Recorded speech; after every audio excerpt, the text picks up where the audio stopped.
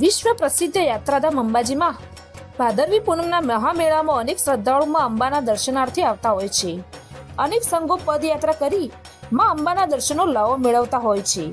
જ્યારે આજે 14ના દિવસે દૂર દૂરથી આવેલા સંઘો આજે માતાજીના નિજ ધામમાં પહોંચ્યા છે.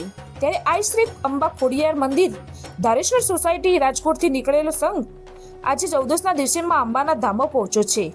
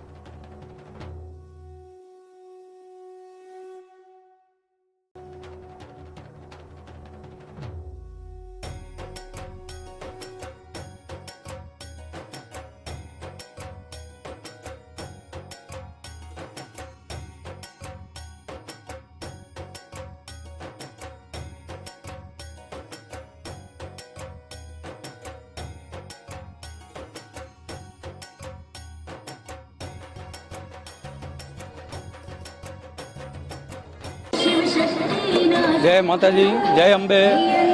આજ અમે રાજકોટથી અંબા ખોડિયાર મંદિર ઢેબર રોડ સાઉથથી આજ 23મા વર્ષે અહીંયા આજ પહોંચ્યા છીએ. 13 દિવસ થાય છે.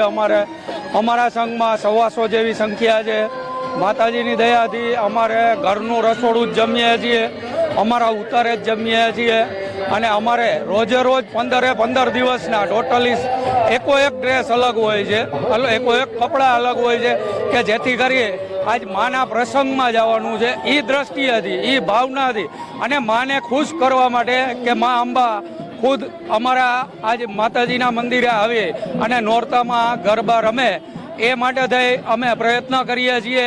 અને પ્લસ આજે જે કાંઈ બી આજ જે લોકો જોનારો છે વર્ગ, એ લોકોને ખબર પડે કે આજ માના પ્રસંગમાં આજ આપણે સ્વચ્છ થઈ અને સ્વચ્છ કપડાં પહેરી અને આપણા સાંસ્કૃતિક જે પોશાક છે એ પહેરી અને જવું જોઈએ, જેથી કરી અને માનો પ્રસંગ દીપાવી શકીએ. આજ માના પ્રસંગને દીપાવવા માટે થઈને આપણી હાજરીની જરૂરિયાત છે. બાકી તો માને ત્યાં કોઈ કમી જ નથી. ગમે એટલા તમે આવો છો એને ખબર જ છે, પણ આજ માનો એક પ્રસંગ છે એ દીપાવવાની વાત છે. ત્યારે અમે આ પ્રયત્ન કરી રહ્યા છીએ કે 15 દિવસ અલગથી આપણી સંસ્કૃતિના માન્ય રૂપ અને માન મર્યાદા અને મોભો ત્રણેય માતાજીના પ્રસંગનો આ જળવાઈ રહે, એ અમારી એક પ્રયત્ન કરવાનો છે અને જાળવવા માટે નીકળીએ છીએ. જય અંબે. અમે અંબા ખોડિયાર મંદિરેથી રાજકોટ ઢેબર રોડ સાઉથ જકાત નાકા પાસેથી અમે નીકળીએ છીએ. આ અમારું 23મું વર્ષ છે અને તમે જોઈ શકો છો કે દરેક પુરુષ અને મહિલાઓ જે આ પહેરવેશમાં નીકળે છે એ માને ખૂબ ખુશ કરવા અને રીઝવવા માટે જ નીકળે છે.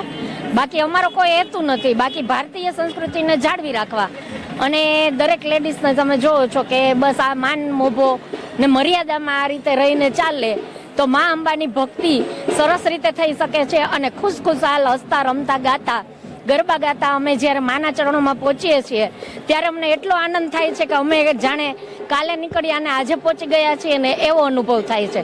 એટલે અત્યારે તો અમને એવું લાગી રહ્યું છે કે માના દ્વારે પહોંચ્યા છીએ પણ જાણે માના ખોળામાં રમી રહ્યા છીએ એવો આનંદ થાય છે. જય અંબે.